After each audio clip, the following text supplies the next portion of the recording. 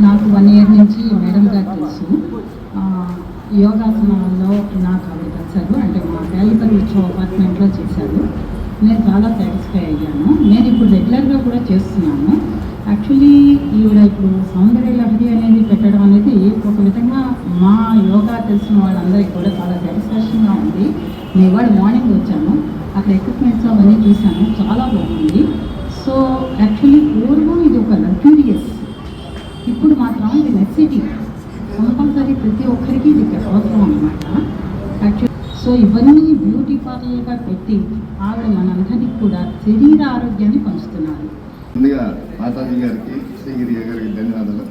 ఇక్కడికి వచ్చిన మీ అందరికి కూడా ధన్యవాదాలు. ఆ తర్వాత అంత బాగా మాతాజీ గారు చెప్పడం చూసాం.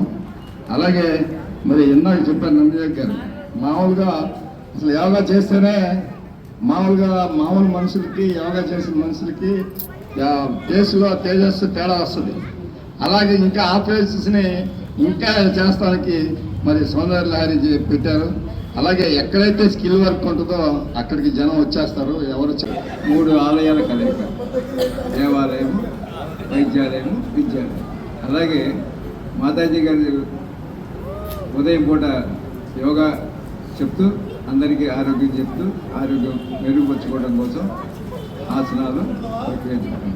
తర్వాత మధ్యాహ్నం ఆవిడ వృత్తిపరంగా ఆవిడ సమాజానికి ఇది కూడా సేవే. ఎందుకంటే మనం ఇచ్చే రూపాయికి సరైన న్యాయం చేసినప్పుడు అది కూడా సేవే. ఇప్పుడు మాతాజీ గారుగా మీకు పరిచయం బాగానే ఆల్రెడీ ప్రాప్తి గారు చెప్పారు. యోగాసనాల ద్వారా మనకి చాలా ఆరోగ్యాన్ని ఇస్తున్నారు. దాంట్లో చాలా వరకు అందమాన్ని ఇమిడిప్పుడు చేస్తున్నారు. ఆయన ఇంకొంచెం ఎక్కువ కోసం సౌందర్య లహరి, ఇంకా బరువులు తగ్గాలనుకుంటే ఇంకా ఉంది మేడం గారి దగ్గర హెర్బల్ ప్రోడక్ట్స్. మాతాజీ గారు చెప్తున్నారు, నేనేం ఫీల్ అవ్వలేదు. మేడం గారి గురించి చాలా జెన్యూన్ రివ్యూ అండి. మేడం ఒక్క బ్యూటిషియనే కాదు, మన దగ్గర ఇంత వర్క్ ఉంచుకొని మనం ఎందుకు ఇట్లాగా సద్వినియోగం చేసుకోకుండా ఎందుకు ఉండాలి అని చెప్పేసి సరే వాళ్ళు అభిమానంగా అడుగుతున్నారు. ఇలాంటి కంటెంట్ కోసం నా ఛానల్ ని subscribe and stay tune for more.